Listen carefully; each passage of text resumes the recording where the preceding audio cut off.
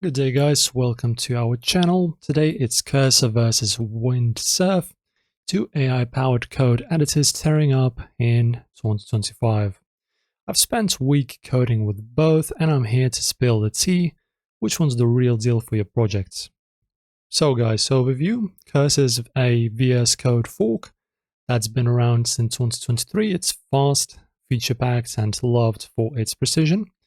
Windsurf, Codium's newbie from late 2024, calls itself the first agentic IDE, think proactive AI, that dives deep into your code base. Both use top models like Cloudy 3.5 Sonnet, but Cursor's $20 a month, while Windsurf's $15 with a free tier. I tested them on a React app. Here's what I found. So Cursor is a beast. It's a agent mode nailed multi-file edits with my app's login flow in one go. Also completes lightning fast with Super Maven, and it auto imports like a dream. Downside? Well, it stumbled on my bigger code base, lost context after a few prompts. UI is solid, but it crashed once. Best for speed and control freaks.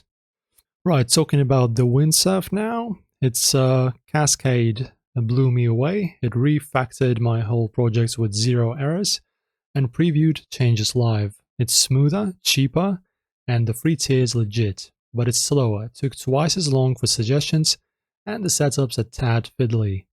Perfect if you want a AI partner, not just a tool. So guys, which wins in 2025? Cursor is your pick for fast, precise coding, great for pros or small gigs. Windsurf edges out for big projects and budget coders. That agentic vibes next level. I'd grab Cursor for speed, Windsurf for scale, try both, free and see.